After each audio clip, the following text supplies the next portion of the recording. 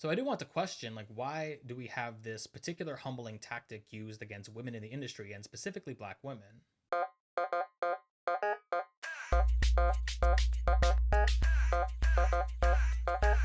I hate Twitter. I've never really understood it, and I haven't had a Twitter account in many years. And I'm not gonna call it X either. But because Twitter culture is pop culture, we do have to talk about it on this channel. If you clicked on this video, then you're probably already familiar with the subject matter, the Khia Asylum.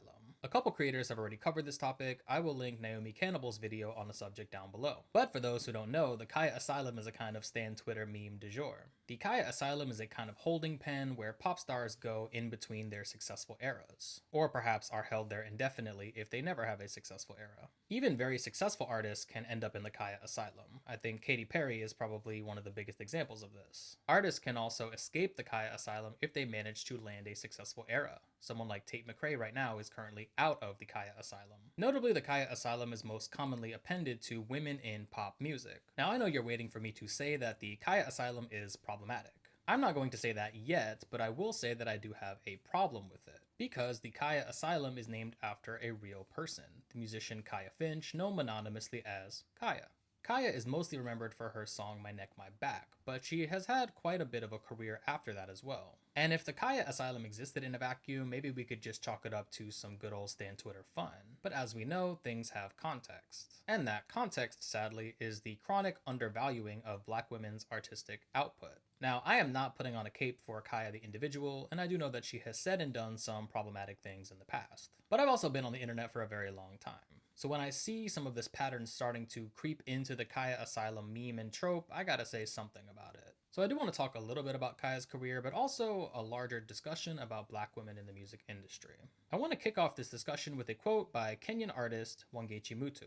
She wrote, "The black female body has been violated and revered in very specific ways by the outsider, Europeans especially. The body is put to work, devoured, tortured, broken, mutilated, and then prepared for display as an artifact, a totem, a specimen." So I just want to let that marinate a little bit as we get into our discussion. Specifically, if we're using Khia as a totem for an artist that is a flop or in flop status, when there's actually a lot more going on behind the scenes. And I hope that in the scope of this discussion, we gain a greater understanding for music and music history overall. Alright, let's get started. I was there when My Neck, My Back dropped. I'm a millennial, I'm redacted years old, but I do remember hearing My Neck, My Back on the radio when I was a child. Granted, it was probably a heavily censored version of the song, but I heard it nonetheless, and I knew about Khia from that young age. And for a certain age demographic, Khia is well known and well remembered. My Neck, My Back is a raunchy rap song in which Khia asserts what she wants in the bedroom. And while Khia does employ some shock value to this song, it is also a pretty authentic representation of how some people approach sexuality. Now, Khia is not the first person or the first woman in hip-hop to deliver this message in a sort of assertive, raunchy way. I can think of a few predecessors, records like Short Dick Man by Gillette or Monkey on the Stick by Magnolia Shorty.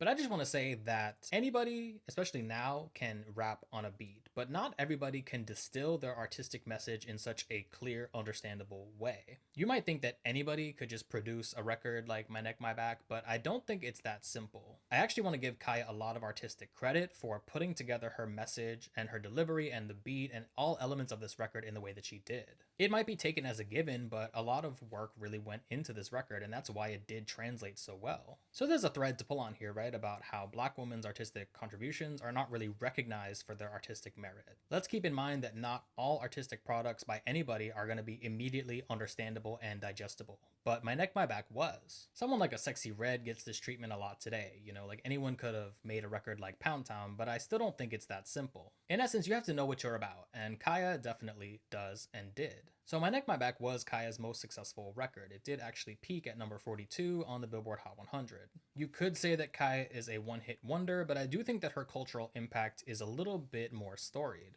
And again, as a person of a certain age, I have a fondness for a lot of Khia's music. Yum Yum Sauce, Steer, Been a Bad Girl is a really good one too. And I want to remind people that Khia did get one really important cosign, which is that of Janet Jackson. Khia had a guest verse or toast, if you want to call it that, on Jackson's song So Excited. And while this did kick off a little bit of a feud between Khia and Janet Jackson, it was still a really monumental achievement. Like, who amongst your faves has worked with Janet Jackson?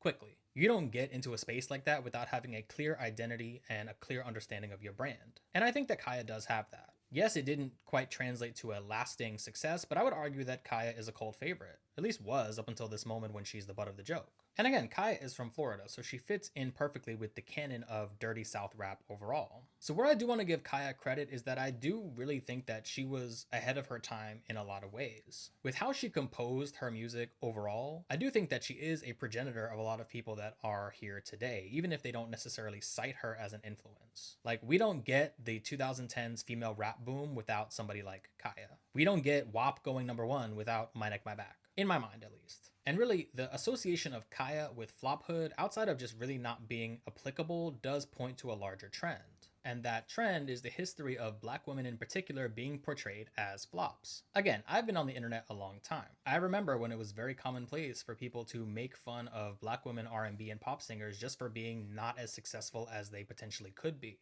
You know, this was a common joke that, oh, insert singer here is now working at Burger King because you didn't buy her music. So many artists would be slid into this template. You know, D Woods, Don Richard, Seven Streeter, anybody that they just didn't deem as famous enough or successful enough. And again, these are some of the most talented people that are out there. Certainly more talented than the people on Twitter speculating about who's a flop and who's not. So I do want to question, like, why do we have this particular humbling tactic used against women in the industry, and specifically black women? Why are women and black women in the industry held to such a high standard? Really, I feel like this whole conversation is quite racialized. There is a little bit of a subtext that pop music is a white genre, or a genre for white artists, whereas black artists are usually relegated to the field of R&B, no matter what influences they draw from. FKA Twigs, who is a biracial black woman from the UK, actually talked about this in an interview, which I always come back to. I think it's really interesting. She said, "When I first released music and no one knew what I looked like, I would read comments like, quote, 'I've never heard anything like this before, it's not in a genre,' unquote. And then my picture came out 6 months later, now she's an R&B singer. If I was white and blonde and said I went to church all the time, you'd be talking about the choral aspect. But you're not talking about that because I'm a mixed race girl from South London."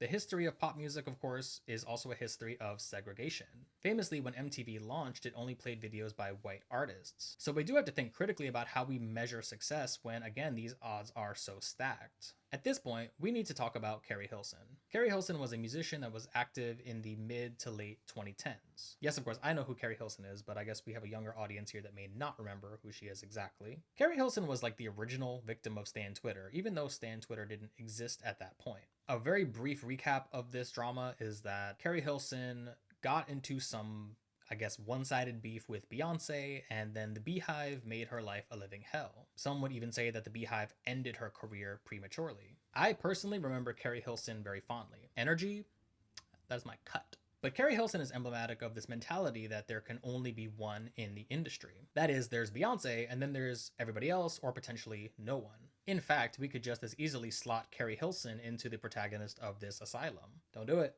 Don't do it. So this is where I have to say, right, that there are no guarantees in the industry. No one is owed an audience or a fan base or lasting success just for putting themselves out there. And yet I find it very suspect that a black woman, namely Khia, is the subject of this asylum meme.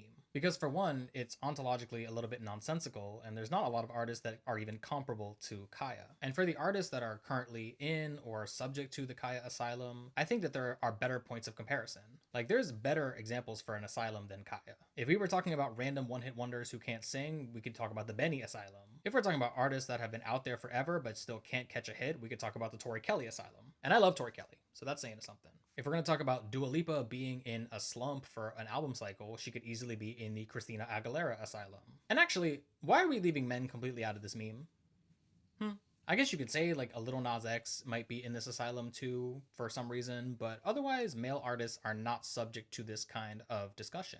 We could just as easily say that Benson Boone is about to fall into the Mika Asylum. We could just as easily relegate Maddie Healy to the Morrissey Asylum. So yes, we can all have fun, we can joke about things on the internet, but if your general sport here is humbling women, women of color, black women, like, there's a serious problem there. Really, no one has to change materially what they listen to or how they talk about music. But it does have to be grounded in reality at the end of the day. For me, as a music journalist and a music lover, I do have to call this out when I see it. Because the overall description of what we're running up against here, I believe, is misogynoir. Misogynoir is a term coined by Moya Bailey to describe the particular positionality of black women in media. The term can be defined thus: a combination of misogyny, the hatred of women, and noir, which means black, but also carries film and media connotations. It is the particular amalgamation of anti-black racism and misogyny in popular media and culture that targets black, trans, and cis women. So really, if you're on Stan Twitter or you're engaging with this particular meme, literally do whatever you want. It's not up to me. But also, for me, once I've seen it, I can't unsee it. Overall, whether you like Khia or not, whether you listen to her music or not, I just want you to question why her name is being invoked here. Just question it. Just sit with it.